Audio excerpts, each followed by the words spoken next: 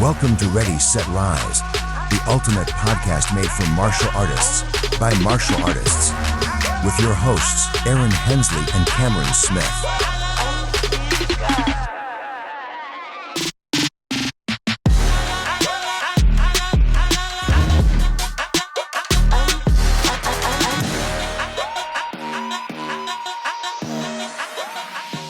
Hey guys, welcome to Ready, Set, Rise Live. It's Sunday. It's morning for us, probably on the East Coast, guys. It's the afternoon. Maybe football's on right now. You're watching the playoffs.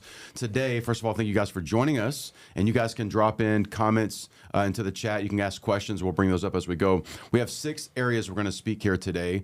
But so we're talking about how to lose, right? Instead of telling you guys how to go win, we're going to tell you how to make sure you lose. And so, obviously, you know, pun intended, we want you guys to hear what we're saying. We're going to give you the tactical steps of making sure that you're not a loser, right? Lahu, her. You don't want to be that, right? So I'm Aaron Hensley. I ran 24 martial arts schools across 6 different states, 3 different time zones, 54 full-time employees. We had 3,500 kids in our program. We graduated, our last Black Belt graduation, 136 kids on the stage at one time getting to their Black Belt. All those people out there saying, I'll only graduate one person a year to Black Belt. Imagine being a university and you're telling a parent that's about to have their 18-year-old kid go to your college, like, we only graduate 1% of our people. That is called failure. That's a loser right there, okay? You think you're some tough guy because it's so hard to become a Black Belt. That means you don't know how to create an awesome, amazing, beautiful product, all right? You're wrong. I will just flat out say that. That's a wrong. So if you're at the University of Georgia, Tennessee, any college, you would not send your kid to a college that says there are 1% graduating rate, all right? So we're going to go through how to make sure you're a loser, and trust me, I've been that in my life. So I'm going to take you through this with my co-host, my right-hand man right now, Mr. Coach Cam Smith. Oh, Let's go. I thought Wait. it was Cam. Cam. Yeah. Coach Cam here. There we go. What's up, guys? Cam can. Hey, there we go. Cam can do anything. Oh, man. Come on now. Hey, guys. Welcome to the show. Like I said, my name is Cameron Smith, Aaron's right-hand man here. We've been together for, 18 years now? Long time. You're my longest relationship. I'm only 20 years. Bro. Relationship. Dude, Emma's going to get jealous. Very careful. Yeah. She's my best relationship. You're my longest. No, hold on. You're my longest. I'm kidding. Hey, you don't have her without me. That's true. That is true. But hey, guys, just like you said, we're going to go over the top 6 ways for you to lose in 2025. But obviously, we want you guys to win. Me and Aaron have worked with countless martial arts schools across the country, helping them and their team go to the next level. And we want to make sure you guys take advantage of all the opportunity that you have sitting right there in your hands for you to maximize your results going into 2025. And while we're saying that, speaking of which, make sure you guys join us live, Scottsdale, Arizona, February 26th, 27th. You're going to have myself. You're going to have Aaron here. You're going to have Andy Elliott, the fastest growing sales trainer on the planet. And then you're going to have a whole lineup of martial arts world champions, athletes, competitors, industry leaders pouring in and investing into you and your team for 2 days straight. I'm telling you guys, this is an event that you do not want to miss. Do whatever it takes to make sure you get in that room, because it is going to be epic, and you and your team are going to come back pumped up, ready to attack your opportunities going into 2025. So you go to riseusa.com/elevate. If you go to that, riseusa.com/elevate, you can get your // // 1//2/3/4/. Yeah, Reed Presley in the house. That's right. Yeah, look at him. There he is. There's What's gonna be up? hot in February. What's up, Reed? And Crystal, good to see you. Or can't see you, but I can see you, but we can see your comments. There you go. Hey, so I'm going to jump right into the first one, guys. And Cameron's talking about being at an event. First of all, get your team to any and every event you can get to and get some data from it. The first one I'm going to jump into is if you want to make sure you're going to be a loser, Lahu, is it her? Hi, Miss Evelyn. If you're going to be a loser this year, be a hoarder of knowledge, an executor of zero. All right? Be a hoarder of knowledge, executor of zero. So here's what I'm going to say real quick, guys. I have friends, colleagues, people that I see brag on social media about how many books they're going to read this year, and they're always posting out there. Be a reader, guys. Okay, one of my if you guys go listen to on Spotify or on YouTube, go see my plan for 2025. I've even got a worksheet. If you guys are interested to see my worksheet, you can email me. I'll send it to you. But a checklist of the things that I'm doing this year, and so one of those is to spend more time off screen and actually with a book in my hand. And so my first book that I'm reading this year, I'm only on page like 10, guys. And I'm doing an hour of reading a day, and I'm only on page 10. So do the math on that. How can I only be on 10 pages into this? And we're today's the 12th of the month already.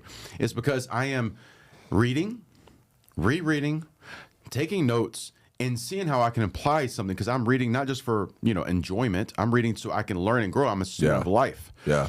And so I don't read to brag about, oh, I've read that book. I know that, and I will tell you this. Part of it is leaning into faith a little bit. Man, I'm jealous of the people who can understand the Bible so much where they can spit out.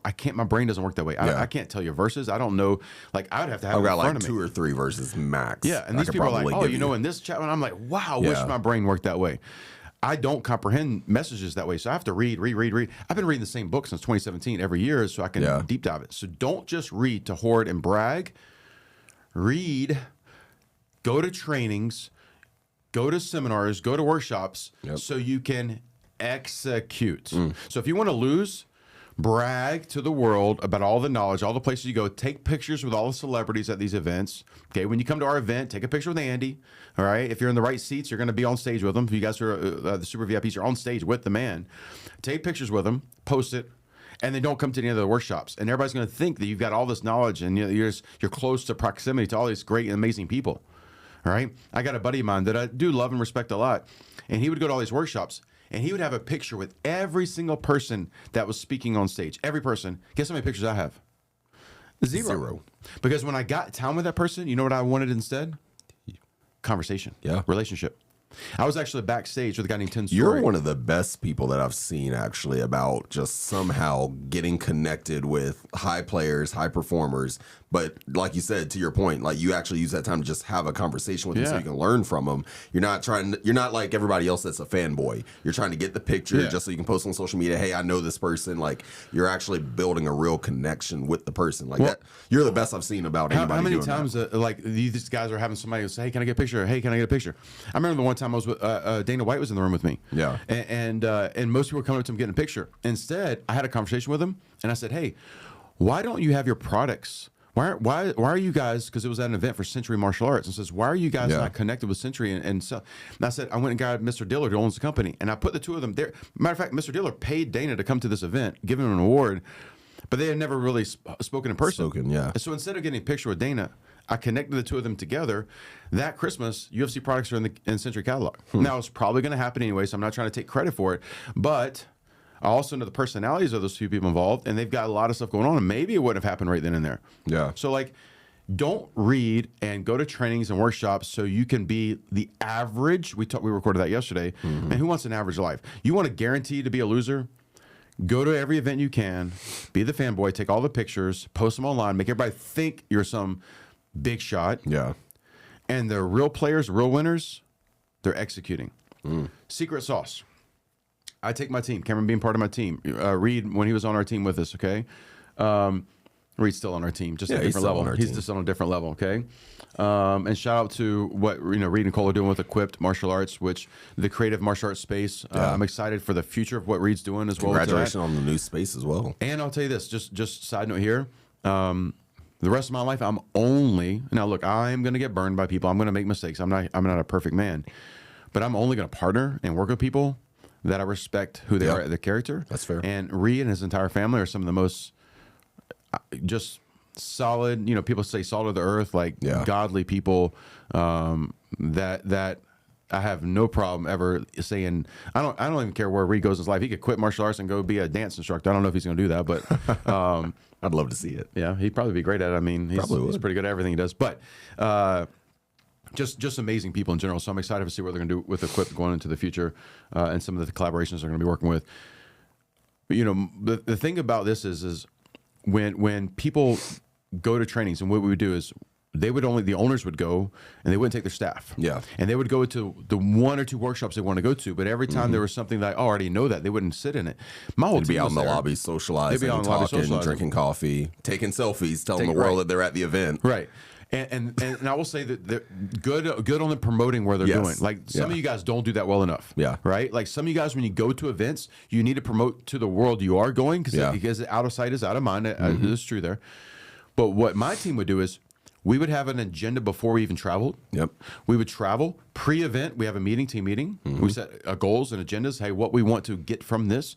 After, when everybody's going to dinner, before going to dinner, we would collaborate as a team and say, hey, what was your takeaways? What are we going to take action on? And before we go to dinner, you know what we were doing? What were we doing before we went to dinner? Before we went to dinner? Yeah. We were already implementing. Oh, yeah. We're already taking action on right? what we learned. We were, yeah. I see that about the dancing. We were already implementing. And so I remember one time I was at a conference in Virginia, okay, outside of D.C. area. And the speaker rose up an idea, a concept. This was a concept. I remember this very vividly. I know exactly where we're at, okay? We were at Tim Brooks' school, okay? Tim Brooks, a great, amazing individual as well, too. Runs martial arts schools there outside the D.C. area. And I remember sitting in the lobby. I remember the speaker saying, you know what? There's an argument to be said that we're not charging enough based on, you know, the marketplace currently, the inflation. This was years ago. Yeah. And so I did the math based on just percentages. I was like, you know what? Actually, the math proves that, yeah, we're undercharging by, you know, whatever it was, $50 a month, whatever. And everybody's like, oh, yeah, okay, cool. Like, we'll think about doing that next year. That night before, we're still at the event. We still have 2 more days of this event. That night, we increased our prices. We communicated that with all our clients. We gave everybody an opportunity to lock in their current rate before we raise rates. And we made the decision to implement because the math made sense that day. Yeah. No one else moved that fast. So you want to make sure and guarantee failure this year, just listen to everybody on YouTube. Yeah. Get all the rah-rah motivation. Yeah. Okay. Get all pumped up. Get fueled up. And do nothing. And then do a freaking not a dang thing about it. Let me say something on that note, too, because you even have a little sub point there I think is very important. If you guys listen to the story you just told about how he raised his prices that night, the difference is you made the decision to do it that day. So, you know, your point is don't just hoard the knowledge that you have, right? Take action on it. But I think also the other part of that is how quickly you decide to take action on it as well, right? Like, you know, success, respects, speed, right? Basically, it's kind of the idea. Respect. I like say that again. Say that again. Success, respects, speed. That was a lot. I had to make sure I didn't mess that one up. And I'm going to add to that, okay? Money, okay? Yeah. Respect, speed. Decision making, right? You got to be able to make a decision. Think about for martial artists. By the way, look at this. Bam, that looks so good right here. Look at that color. Okay, it does look good. Flex my arm right here, the pro level. Bam, with the tattoos. You got to have tattoos apparently to do martial arts. Okay, so money respects speed. Yeah, just self defense. You make a slow decision, self defense, you get hurt or worse. Okay, wealth respects consistency, and I'm not talking about just your money wealth, your heart, your soul, your spirituality, your mindset. Respects the consistency. And so today, you know, we went to the gym already this morning. And a lot of times, you know, Sunday, it's very easy. It's basically we had an option. It was either, because they have an early flight tomorrow, it was either get up and do it early or just probably don't do it at all. Because the reality is, like, let's be honest, it probably wouldn't happen if we don't do it, right? So we got up, got it done. And we woke up Jackson, went and took him to the gym as well, too. And whereas most people, you wake up and if you feel like, oh, I don't feel like it, okay? So here's the thing is, decision making. Yeah. And so if I read all about the fitness stuff and I watch online about all the fitness stuff and I buy all the stuff and then I take no action. And so your speed to make action, commit first, figure the rest out later. Even going to an event, here's what most people do. All right. You know what? Let me talk to my staff and see if they want to go. And let me see if it's in the budget. Let me figure out the travel stuff. I say, oh, is there value? Check.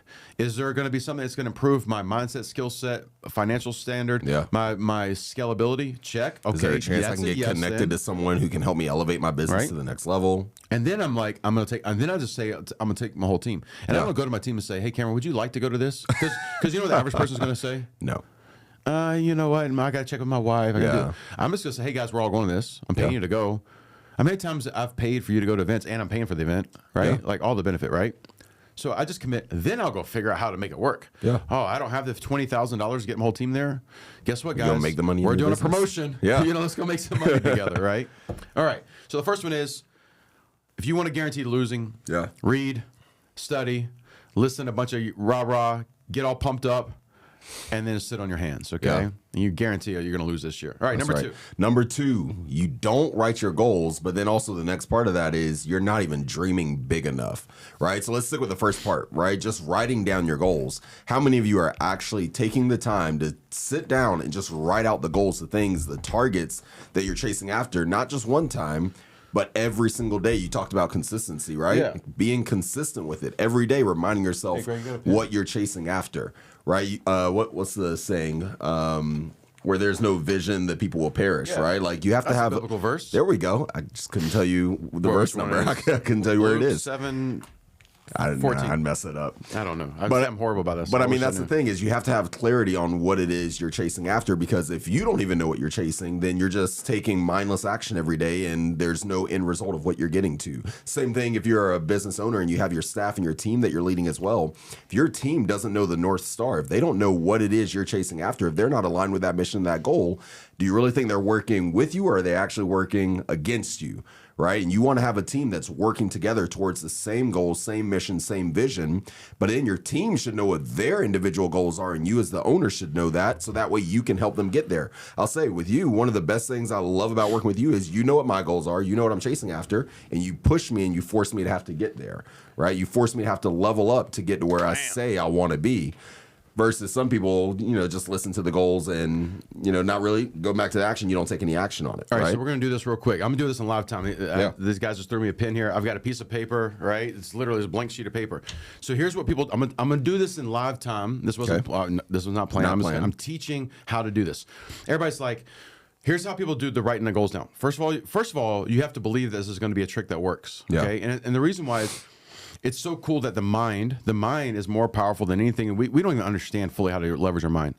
By the way, a lot of you guys listen to this because I know who's on the call for the people I can see here. You guys know what I'm speaking. You already know this. So I'm not teaching you something new. I'm reminding you right now. And most of us need to be reminded more than we need to be taught. The truth is like you guys are on this on a Sunday. You're taking your time. You know this knowledge I'm giving you already. It's a matter of being reminded so you actually execute. It goes back to that first thing. You got to execute, okay? So here's what people tell me about the goal thing. And by the way, every goal that I've ever written down consistently over time has actually come true and faster than ever planned on. I'm batting 100% on this, 100%. Okay, so goals. Everybody tells me, well, Aaron, I gotta figure out like, is that a realistic goal, right? And we'll talk about specifically how to do goal setting, but people tell me like they got to figure out how to do it. It's like going to an event. I got to figure out how to do it first, and then I'll make it a goal. No. So that's one of the things people tell me. It's like they want to figure out the process before they even set the goal, right? And there is a way of backward engineering, but you got to start with the end. You got to begin with the end in mind, right? So one is then they're afraid to be sincere, like whatever's on their mind or heart, because they're worried about being judged, right? Now you don't have to share this with people, but who freaking cares? Okay, who freaking cares? By the way, when when people post stuff on social media, a lot of times it's like you can tell they're doing it either for image or they're doing it for attention, right? Things like that. When I make posts on my personal stuff, because it is social media, it is to me a way of just emoting or like journaling. Like to me, journaling is praying on paper. And so if I share my prayer with the world, it's because it holds me accountable. All it is like, basically it's like pulling your pants down, so to speak, to the world and like, hey, I'm naked right now, hold me accountable. Otherwise, why would you ever do that? Okay. And so think about this. Who cares if your goals seem crazy? Because my goals are crazy. My goals are crazy, unrealistic. Who wants realistic goals? Okay. I don't. So here's how the exercise should be. If it takes you more than 2 minutes, you're putting too much thought into it. So every day, if you get up out of bed, do whatever you got to do, go to the bathroom, whatever. I like doing this before I actually start my workout, okay? And so within the first 15 minutes, okay? But write down goals, take a pen and paper, and just literally start writing down. And you can do it in terms of today, this is what I'm doing today, this is what I'm doing this week, this is what I'm doing this month, this is what I'm doing this year. And it's things that you're going after in life, okay? And write it as if it's already happened. So I'm gonna go 60 seconds. I'm gonna start writing. And by the way, it's literally, I haven't put my brain to this. It's literally as it comes through, I'm writing down. Okay.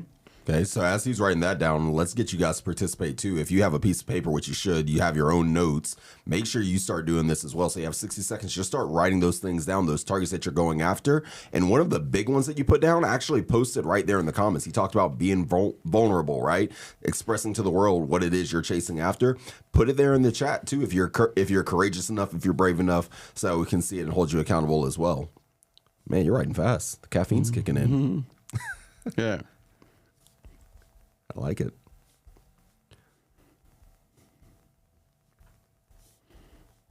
I can like sing in the background. Yeah, that's fine. Give us a little background music. What's the Jeopardy music? Do do do do do do. have like a remix of that playing in the background. That'd be fun. You got a lot written there. I need to work on writing as fast as you do. I try to make mine look too neat. There we go. I saw something pop up there in the chat. What do we see there? All right, so Writing and saying every day, Yeah. I'll be a millionaire by the time I'm 40. yeah. And so look, I just wrote down here, and this is just stuff really it's totally random stuff. Yeah. And I have no idea how this stuff's happening. So here's what I wrote down real fast. I have 5 Bitcoin. I own $20 million in real estate. We have 4,000 kids in Rise Martial Arts. I'm in the 400 club for bench press and squat. I weigh 190 pounds with 8% body fat. I have an important, fulfilling relationship with Cameron Jackson and Lakin. I help Jackson transition to adult, winning, competitive martial arts. That's just stuff that's literally, I don't know how long it take me, minute and a half, whatever. And then you do it again at night. And what happens is, because I have these at home, these journals, I have stacks of them actually. And whenever I go back and review, and I review maybe every week or so, the things that are consistent, I'm like, because some of this stuff the next day would not be on this list. Yeah. All right. I've written things on there like I own a helicopter. I don't want to own a freaking helicopter. Like I saw a movie one time or something like that. I was like, oh, that'd be cool. I don't want to own one. I don't even want to own a plane. Like it's not my thing. Okay. But sometimes you do things because you see something on Instagram or somebody It inspires inspires like, I want to you. do that. Yeah, it inspires you. No, Yeah. I don't want to do that. Okay. So, you know, things will fall off that aren't important, and things that keep coming up are important. Guess what? Those are the ones. Then your brain goes, how do I make a plan to do that? Yeah. How do I make a plan to do that? We talked about yesterday is like, I set the goal of impacting 1 million kids in the next 5 years through martial arts. And I'm like, you know what? It's actually too easy. We have to put a 0 on that. It's got to be 10 million kids. It's got to be because 1 million seems And by the easy. way, with a goal like that, talking about it being unrealistic, we have no way of knowing we impacted exactly 10 million kids, right? But it's the amount of people that we're able to impact that have that influence over them that we're going to be able to measure, right? Yeah. So, you know, people talk about the SMART goals, right? So Yeah. starting with specific, right? Yeah. And then it's Go to it. specific, measurable, Attainable, right? right? Realist? No. Is it realistic? Relevant, There we go. right? And then the T is for time. Time, Right? Like yeah. that's the next thing is when you actually start getting serious, there's a couple things that pop on there. All right, now that one's important. Then you got to put a deadline to it, right? Because Yeah. that date matters. I even challenged some of the people I interviewed this week. I did an interview with Matt Brenner the other day. He was going to be a speaker at our event. And he says, hey, this year I'm going to compete in a jiu-jitsu competition. I said, hey, do you know the date? He said, no, I'm going to talk to my coach. And he knows all this stuff. He's a super smart dude. And I was like, well, because you know things that get scheduled to get done. Yeah. Because then your brain knows it's real. Exactly. Okay. And so like every time in my life when I was like, I'm going to lose weight, and I didn't put it like when I'm going to start. Yeah. Like I kept putting it off. Oh, like, I can, you know, I'll do it down the road. Yeah. The key is like, there's something so powerful. Once you start doing this, and I'm telling you, we're talking about if you want to be a loser, you set your goals too small. Yeah. I'm going to give you a live example, real life. Okay. Yeah, it's true that I'm seeing Matthew's comment right here, right? In Puerto Rico, you know, there's a lot of places actually in the world. There's a lot of places in the world that martial arts is not caught up to how we're doing things here in the States. So like, you know, people are like, man, there's all the opportunity are gone. Pack your bags, go somewhere else in the world, start over, and go create the trend. You can do that, by the way. Okay. So we're talking about setting goals. I remember as a kid, I love sports cars. Okay, Camaros, Mustangs, Corvettes. I've owned all of them. I love sports cars. I've got a what do I have now? SL63. It's a Mercedes sports car. I don't like that one as much. I like Corvettes and Mustangs, Camaros. I like kind of American muscle cars. But I remember, you know, and of course, movies influenced that. Gone in 60 Seconds. Eleanor would be the dream car. Actually, the Ford GT is probably a dream car, but definitely Eleanor from Gone in 60 Seconds would be one of those as well, too. I remember as a kid going and researching all these cars, right? I'm coming of age to buy a car. And I would go my dad would take me to the dealership. You probably don't remember this. They would give you these booklets, these pamphlets, and you go get this, you know, the new Mustang comes out and you get this like 10-page thing. You're flipping, and you guys know what I'm talking about if you're older people. And you're like, I'm like, whoa. And it tells you all this stuff, right? Of course, like that back then, a new Camaro was like $19,000, new Mustang's like $20,000, whatever it was. And so my dad's like, well, if you save your money, whatever, you can do this at some point. Of course, I ended up getting a GMC Jimmy as my first car, not a sports car at all. Bought my own car. And but eventually I did buy Mustangs and Camaros and Corvettes, etc. But the thing is, it's like, I wish my dad was super great with me. He is one of my heroes in my life. I wish my dad would have said, Aaron, don't think about buying the freaking car. Why don't you figure out how to buy the whole freaking dealership? Because that's a different level thing. That's completely different level. 16-year-olds being taught that. Or even next level, buy the whole company. Buy Ford. Buy the brand, Buy the brand, right? Or, because here's the thing is. But you know what happens is as soon as you say that, somebody's like, crazy. you're crazy. That's not possible. Your goals are too small. Yeah. Your goals are too small. And that's why, which we're going to have some content on this, guys, is like there was a time where we were doing a training in May. I remember where we were. Okay, we're in Hardin Valley in Tennessee, outside of Knoxville. And we're doing a 3-day training with my whole team. And I remember saying, hey, guys, I want to be, because I like being, we talked about good to great, great to excellent, excellent, remarkable. Remarkable wants to be first, sets the standard, the trend before anybody even thinks about it. And that says, hey, guys, I want to be the first person to do $1 million, not in a year. That's easy. $1 million in 1 month through martial arts, not some bells and whistles of like daycare. A lot of daycare programs do martial arts, can do that really easily. I'm talking about, we didn't do that. We were martial arts schools. Okay. And I want to be the first owner to say we did $1 million in 1 month. And I says, we're going to do that someday. And while I said someday, because someday, you know when someday is, right? Someday, what day is that on the calendar? It's not a day on my calendar. You don't have that one? No. You don't have that one? No. You sure? I mean, I can check right now, but I haven't seen it. So someday apparently is not on the calendar. Shouldn't be in our vocabulary. So while I said the word someday, I was like, oh, wait, pause. Hypocrite moment. No, we're not doing someday. Things that get scheduled get done. We're going to do it this year. And we're going to do it this November. This was in May. Now, what I didn't tell them afterwards was like, holy crap, I have no idea we're going to do that. That's what I'm thinking. Okay. But I started writing it down every single morning. We're doing $1 million this May. And then and I would say it in every meeting. Did I not say it in every meeting? Hey guys, remember, we're going to be the first. It almost became like a battle cry at one point. We're going to be the first. Yeah. You talking about big, scary goals. Also, too, though, like even on that note, you didn't say, hey, I'm going to be the only owner that does this. You said, hey, I'm going to be the first, right? So think about the intention behind that is like, not only are we going to do it, we're going to do it, set the precedent, so that way other people are able to do it following us too, right? You kind of start the trend. What's super wild is people don't ask me enough about, hey, show me how to do that. Hey, I'm going to learn how to do that. Yeah. Right? And so, but we set the goal for that, and guess what? We beat the trend. We did more than $1 million that calendar year in 1 month. Actually, we did it in 3 weeks. That's wild. Okay. Yeah, we were closed for a full week. Yeah, I gave everybody off Thanksgiving. Wrote great bonus checks. It was awesome. So, if you want to lose, set your goals of, we did 400,000 last year. We're gonna do 450 this year. What? Honestly, you said anything less than a double, you're setting your goal too small. Yeah. If you did 200,000 last year, you should do 400 this year minimum. Yeah. And your brain's like, because here's where the other part of the brain goes. How the hell am I going to do that? Remember, I said I can't do that. Figure out the process. You write it down as an intent. You set the intention, and so like you got to write them down with clear expectation of like as if it's done. Yeah.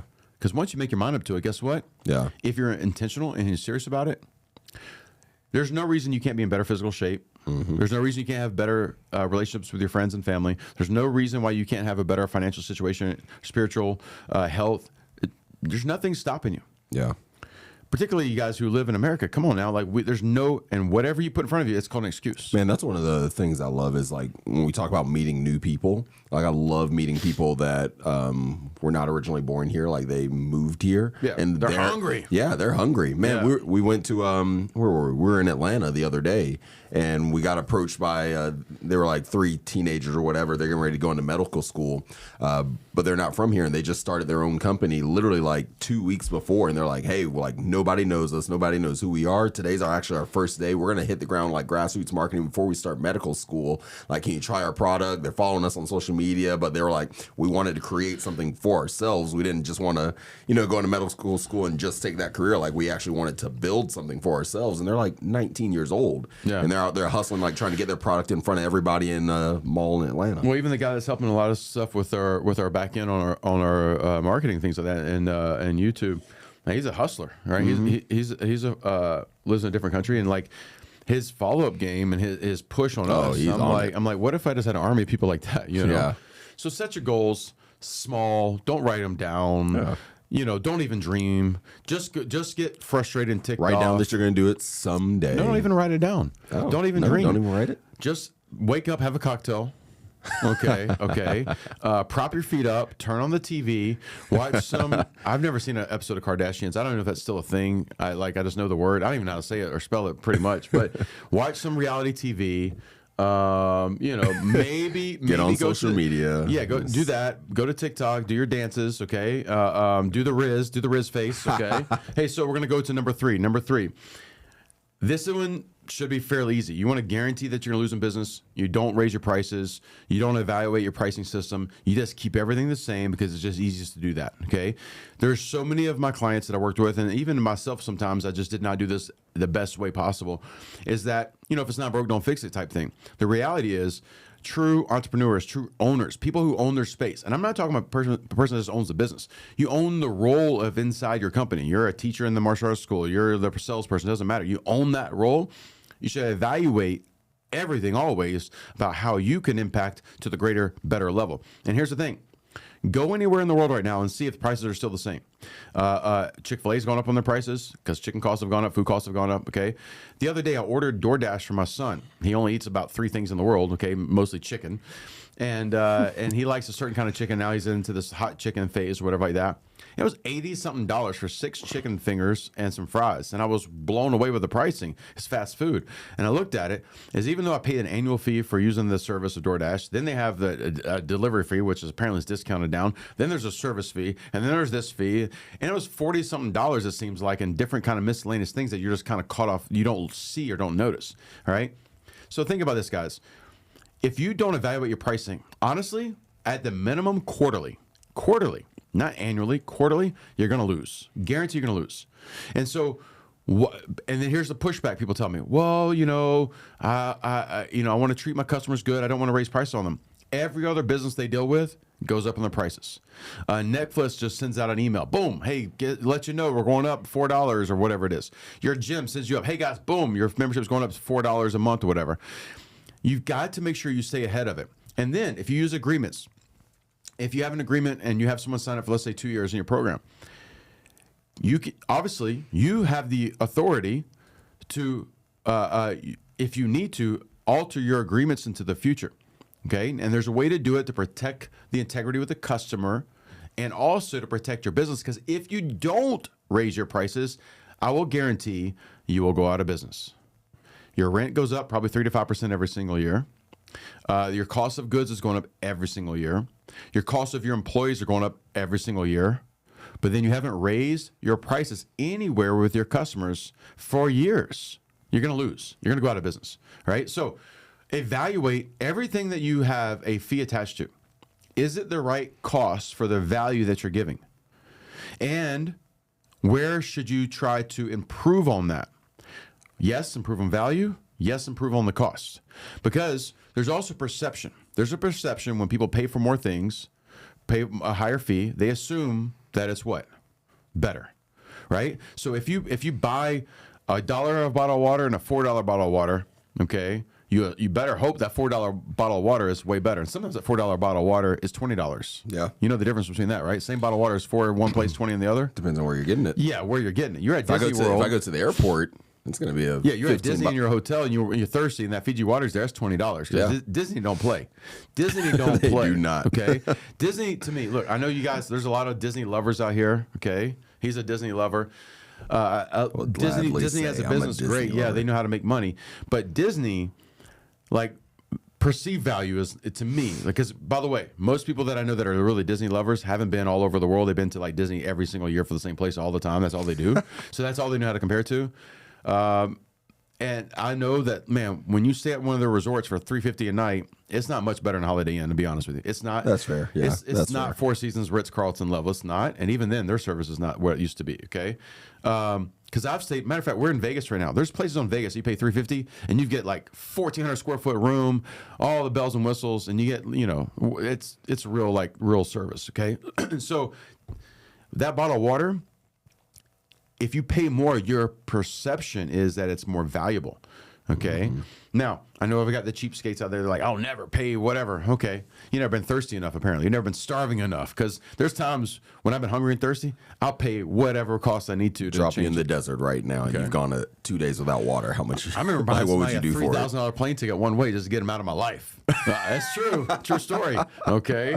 So like, that. you remember that. Like, you don't like somebody enough, you're like, get out of my life. Oh Okay. my So God. raise your prices. All right. Check this out. Sports. I'm stuck on that. Yeah. Sports. Cameron and I went to the Super Bowl this year. Actually, no, you didn't go. I didn't go. Cameron to the was Super sitting outside. He the went Super to Bowl. the Super I went to the Bowl. Super Bowl. I sat at some like lounge somewhere having to watch it on a big screen TV. So obviously, that seat that I sat in for the Super Bowl, I was like half a mile away. Yeah, half a mile away. It's like right there. That same seat, if I go watch a regular season game inside the stadium, it might be $300. Yeah. Okay. But they don't charge you $300 when it's the Super Bowl. No. They raise their prices. And that same seat traded probably 4 or 5 times back and forth, okay? So like, and you guys are worried about overcharging your customer. But those same customers, even though you have a 2-year agreement with them, guess what they might do? Quit. Yep. Right? And so there is a mathematical equation that you need to do to figure out, am I creating profit in my business? Because without profit, eventually you will go out of business. You're guaranteed to lose. So if you have not evaluated your pricing and going back to that first one, oh yeah, we looked at it. We're gonna adjust. We're gonna next year make the change. Yeah. If I found out today on Sunday that our prices are wrong by 20%, by tonight they're changed. Yep. That is taking ownership of the role that you're in. Yeah. Okay. And face the music faster, because the faster you face it, the faster you can have success. Hey, right? let's talk about this though. What if you're in a position where maybe you're not the owner, right? And you know these things, or maybe you know there's changes that need to be made and they haven't been made yet. You don't have the direct authority to be able to make that shift or make that adjustment. What do you kind of say to that case? Well, I mean, if I work for you and I have a great relationship with you, and I say, hey, Cameron, listen, I know for a fact I've done some research. Here's the research. Boom. Okay. Yeah. And here's the problem. We're not charging enough. I present the problem. Yeah. Here's the data to prove me right. Yeah. And here's how I suggest we implement the correction. Don't come to me bitching. Yep.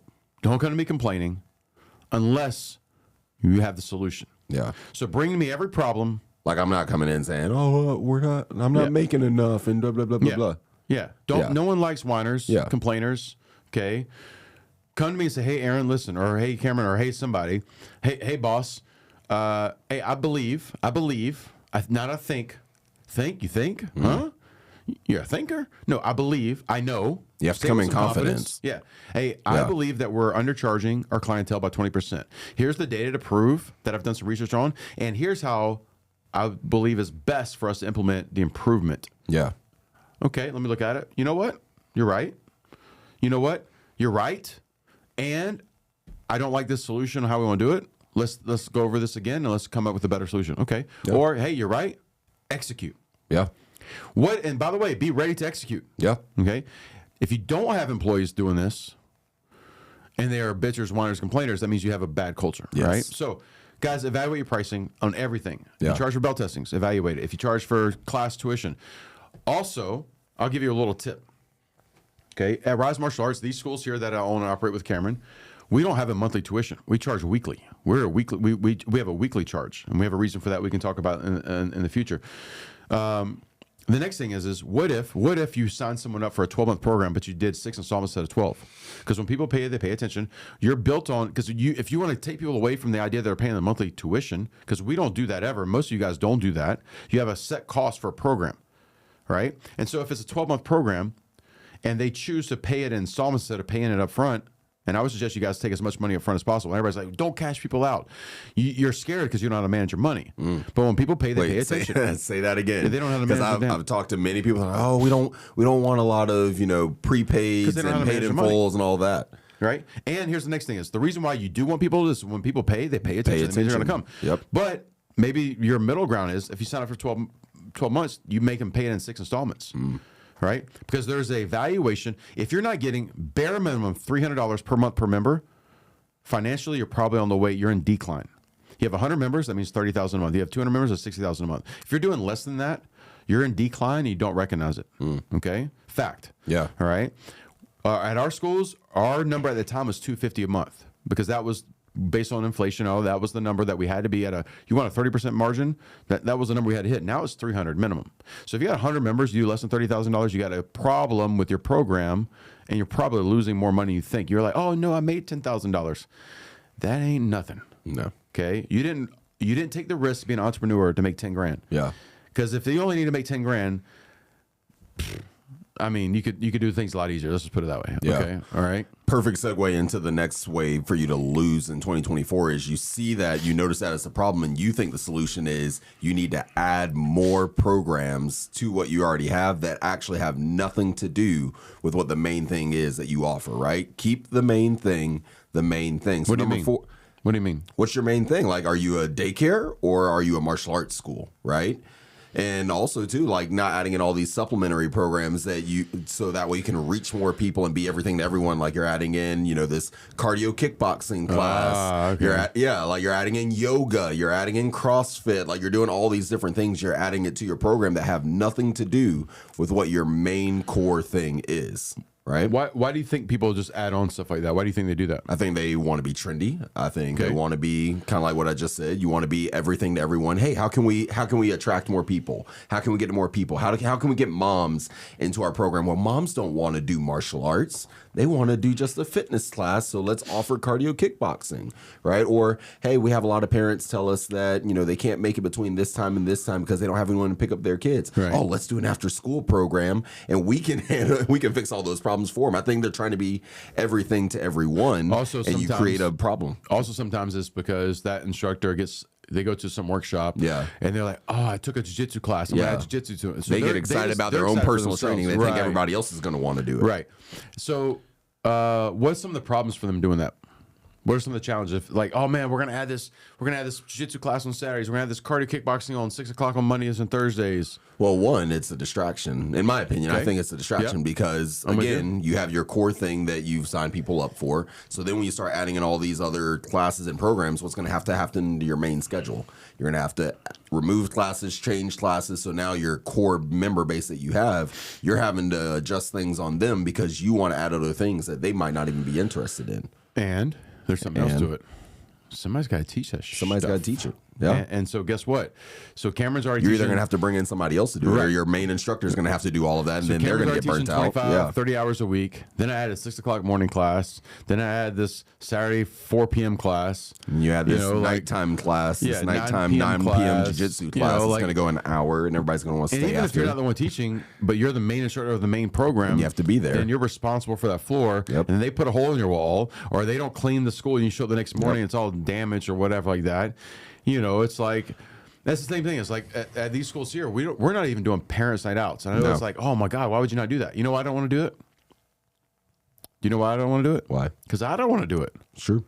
You like babysitting that much? Heck no. I didn't choose to be in the martial arts business to be a babysitter. I'm an educator. I'm a teacher. So a lot of people we even talked about that with birthday parties too. Yeah, we're not doing birthday parties. Yeah. Now look, I know that means we're going to leave money on the table. I know it means we're going to lose opportunities that we could have connected with somebody or whatever like that. Doesn't mean we won't do them occasionally as a one-off event. Yeah. Okay, we actually only have, I think, one actually planned for the year. That's it. But the reality is, like, I did those when I was a single school operator because I had to, because I needed revenue, because it was my only gig. Yeah. But the reality is, like, do I really want to spend my Saturday night 5 hours when I could be with my kids, or could be with, honestly, sometimes you just need time for you just need time for yourself. Sometimes. And your owners out there, you end up working your staff to the point where they just hate their job. Mm-hmm. Like, it's not fun. So be great. If you just get great at one thing, okay, be great at one thing. I love watching people who are remarkable at what they do. We went and saw Taylor Swift, 2 years ago, whatever, year and a half ago, whatever it was. And I wasn't a massive fan. I've listened to her music. I wasn't a massive fan until I saw her in person. And then I saw, like, okay, I get it. The way she controls that crowd, and she's a great communicator, too. Yeah, she's a master of controlling, is really the best word. Is like she has everyone in the palm of your hand. Another person, so I'm not even talking about her music. She's great at that for sure. Yeah. She's great at marketing that. And on side note is the only negative thing I've ever heard about her and she's been in the media for probably 20 years, is her breakups, okay? And obviously that's just life. But you don't hear about her caught up in all this controversy that some of these other celebrities go with. Another person's Ed Sheeran. I've seen him in concert multiple times. I've seen Elton John multiple times in concert. These people are great at what they do. And so they're all in on something. Yeah. They're not trying to do 40 other things. And then people say, diversify your income. People don't diversify their income until they nail the one thing. Yeah. Right? Like Mark Cuban didn't diversify his income until he sold his company for $4 billion or whatever it was, right? Like people try to diversify too early. Yeah, well, these people at the top tell you to diversify. Yeah. But they didn't listen to what they say and watch what they do, and they didn't diversify until they mastered and had this massive amount of opportunity. Okay? So understand, it's like when you add all these programs in your school, you're distracting from the main thing, and then you're chasing your tail. So you want to lose? Add a bunch of stuff. Add all this stuff to you. And you're just confused, and your staff hates their jobs. Yeah. And guess what? Before you know it, you didn't change your prices either. Like you're closing your doors. Okay. Yeah. Side or the note on this, the win is just be freaking great at one thing. Be great at one thing. This program, we don't even do adults. Because we said we're going to be the #1 martial arts program. We're not doing 3 and 4-year-olds. We're not doing 3 and 4s. From 4 to 14, we're going to be the #1 in child education development through the life lessons of martial arts. We're going to be the experts, the best of class in a very niche market of a niche market, right? Like we're going to be the best teaching kids martial arts to become resilient, competent warriors of life. We're going to be the best at it. Right? Because we're not trying to teach a 3-year-old and a 73-year-old and a 69-year-old and a 54-year-old. And then, by the way, we've got that 54-year-old in a class with a 16-year-old. You can't be great at that. You can be good. You can be okay. You're not going to be excellent at it, okay? All right. That's what number are we on right now? That was number 4. 5 and 6, guys. We're going to hit these up fast. Again, I want to see you guys in Scottsdale, Arizona next month. February's coming up fast. Great, amazing speaker lineup. So go check that out, riseusa.com/elevate, baby. All right, here we go. Number 5. Fall in love with your prospects more than your clients. And what do we mean by that is we fight hard to get a new customer. We fight hard to get them in front of us so we can sell them the beautiful products that we have, okay? Whether it's your martial arts classes or whatever you're doing, okay? We're so hardcore about that. We fight hard. We were at booths. We got all this fancy, gadgets and get their time and attention. So you just see us to want to pay attention to us, to learn about us, to want to trust us, to sign up. We fall in love with that process. Then you're a member, and we do good maybe in the first 30 days. And after that, the only time we fall back in love with you is when it's time to renew you, to upgrade you, to get more money from you. It is, I will be honest with you, it is a challenge because it's like getting the girl. You fight hard, you put on the cologne, you shaved, you showered, you hit the gym that morning for the date, and you do this for a period of time. Now she's your girlfriend, and then she becomes the fiance, then she's your wife, and eventually like, you know what? I can just prop up, I can gain 40 pounds, don't have to really stay in the chase. Yeah. Stay in the chase with your clients when they become your clients. Stay hungry. Okay? Stay in shape. Stay relevant to them. Care about what's important to them. Over promise, over deliver. You want to guarantee that you're going to lose in business. It's fight hard to get the customer and then just forget about them after that. Man. All right? Guarantee that is a surefire way for signing up a lot of people. Yep. And have a revolving door, which means they come in, go out. Come in, go out. I'm going to tell you this. I could walk into a karate school, watch 3-4 classes. I could watch 1 class, but watch 3-4 classes a day. And based on the ranks of the program, I can tell where the problem's at. Yeah. I see a bunch of white and yellow belts and a couple red belts, but nothing in the middle. Okay, there's a problem when people get past their first little membership level. You see a lot of people beginners and nothing else beyond that. Right? Like you can tell right off the bat where the problem is with their retention. And you got to fall in love with the idea of the person you meet, that you have a product you believe is valuable enough that you will change and impact that person, not just for them to become the client, but for them to remain that, because you want a lifelong value, not just financially, relationship. Yeah.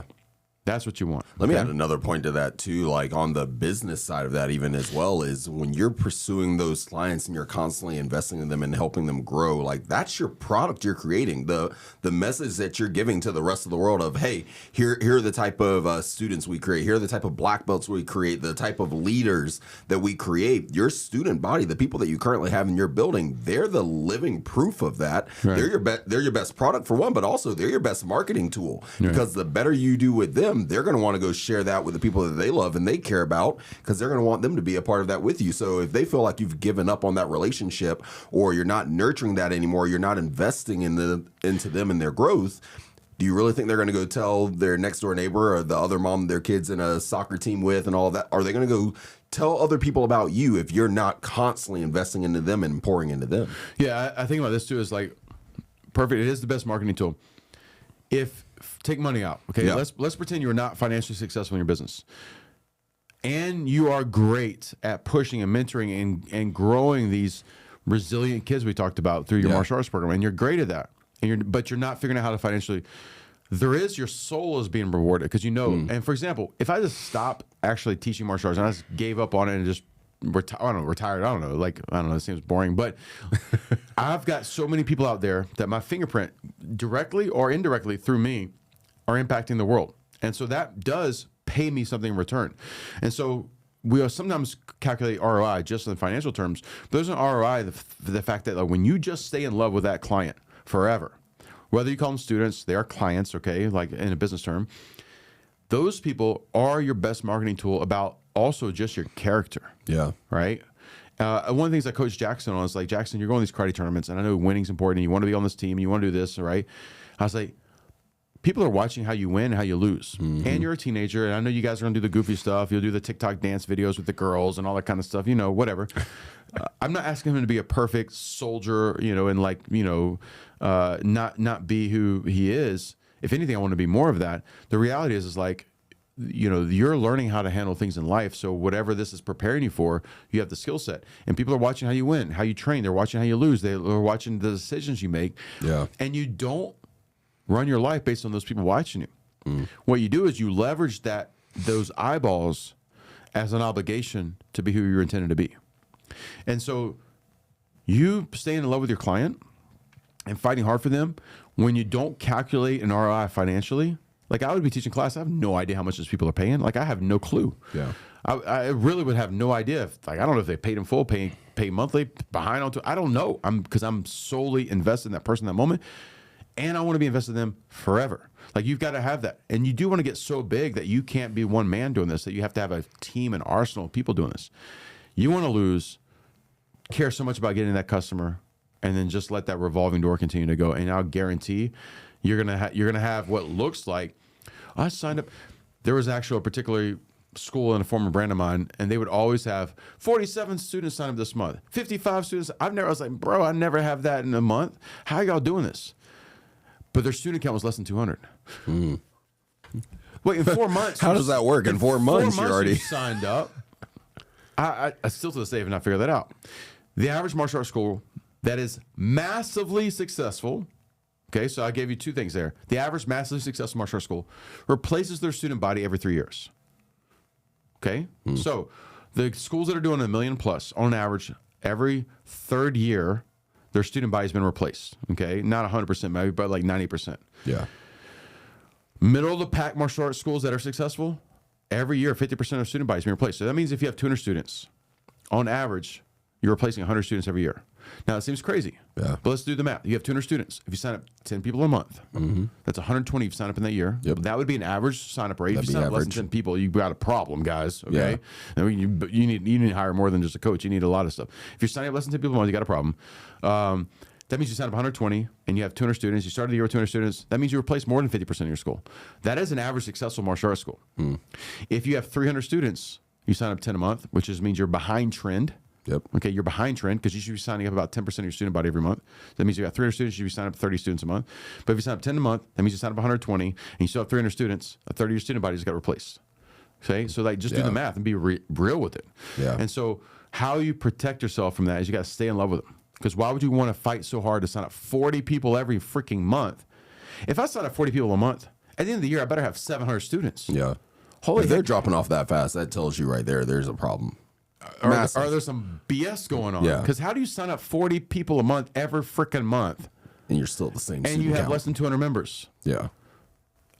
I'm still baffled. That person actually tried to hire me as a client one time, or hire us, and basically it's like, yeah. Anyway, I don't ever want to talk bad about people. And by the way, the ones who I'm talking about, they are great people. Yeah. They're just misaligned with what their potential could be. They could be actually a mega massive school. They got to get out of their own way, and that is the average martial arts school owner out there in the world. And if you get offended about what I just said, good.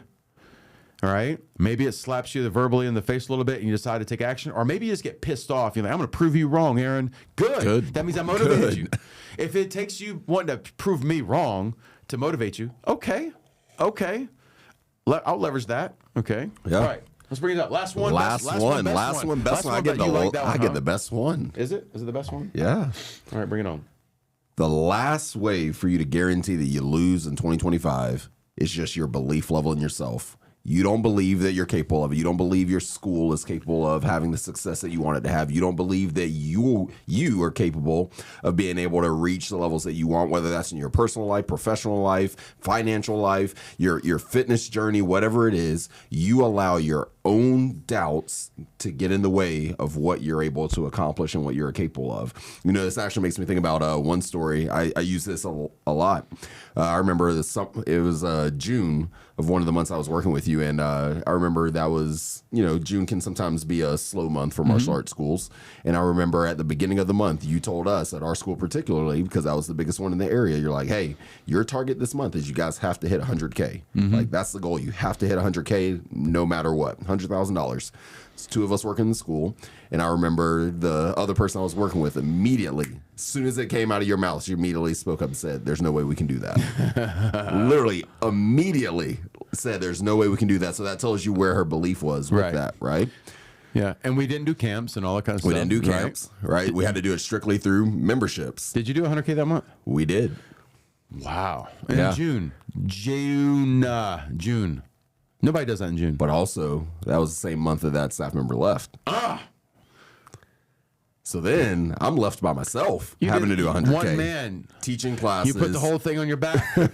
Teaching classes, running all the appointments, doing everything that we had to do in order to make it happen, but we still hit the goal.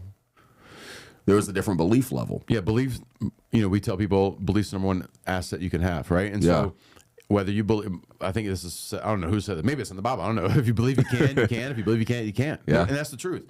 And this goes to everything in like business, relationships. Yeah. As soon as you let the negativity get in your mind, you're like, man, I can't do that.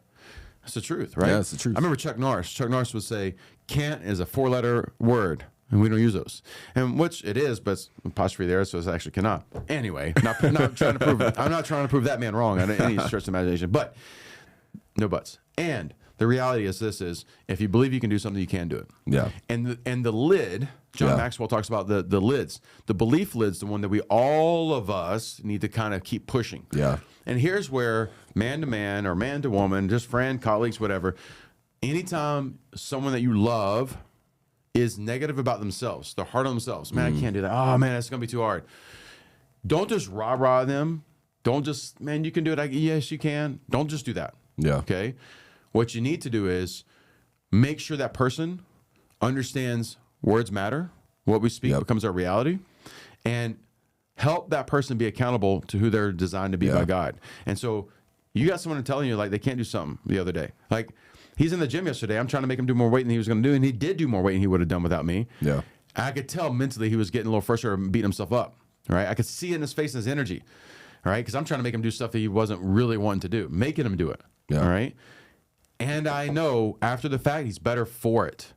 All right? He's going to be stronger mentally and emotionally. Because the only way to grow, not just your muscles physically, not just to grow your heart, but grow you as a man, as a woman, you have to have that stress put on you, and then you have to do hard things. Hard things create resilience. It creates joy in life. Yeah. Because it's never the achievement that you celebrate. Yeah. It truly is the climb, right? Everybody wants that mountain. They want the mountain view, That's a good that's a good point of it though, right? Nobody celebrates the achievement. They're celebrating the challenge, the journey to get there. Dude, I've gained weight multiple times in my life just because I like the idea of like how hard it is to get back in shape, which is kind of stupid. At the same time, maybe someone's bored, but you feel so good when you've done the things that people, and so it's not the getting in shape at the end of it because maintaining is harder than getting in shape, that's true. to be honest. Yeah.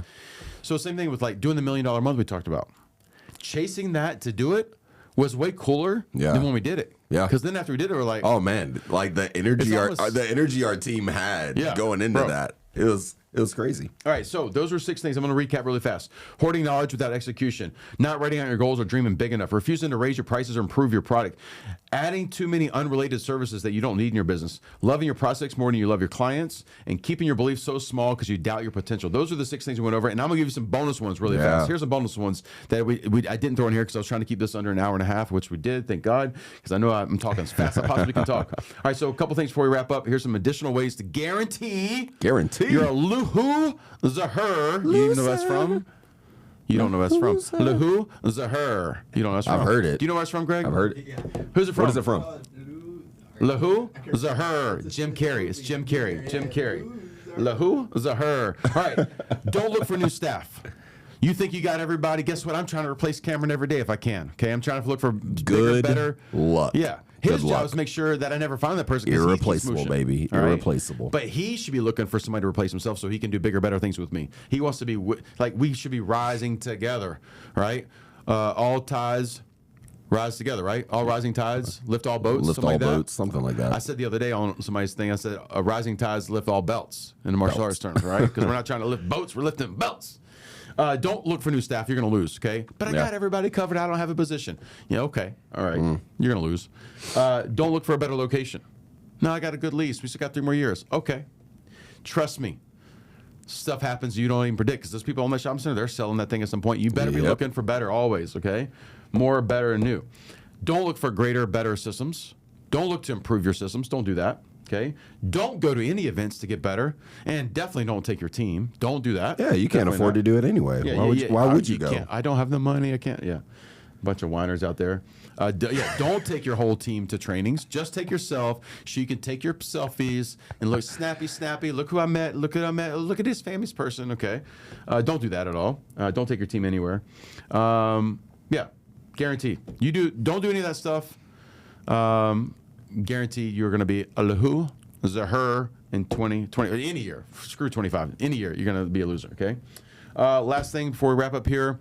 I know we've talked about the event here in Scottsdale, Arizona. We have other events later in the year. We'll talk about those when we get to past Scottsdale. I'm telling you right now, guys, if you're a martial arts teacher, an educator, you're a salesperson in the martial arts space, you own a school, you want to own a school, there should be zero reason that you even contemplate. You should buy a ticket, figure out the rest later, and don't just get yourself there. Don't just get your spouse there. Get your whole family there. Get your kids there. Get your team there.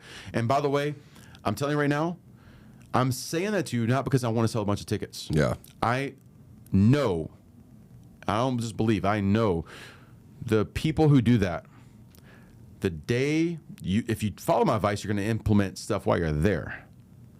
Oh, we're going to hold some accountability. But I know 2 things to be very true. When you have your whole team present and your family present, you'll end up having conversations you've needed to have with a staff member, with your boss, with your spouse, you've been meaning to have for a long time, but you were not in an emotional state to have it. Fear kicked in, distractions. You're going to have conversations that will be relevant, that will make you a better husband. Yep.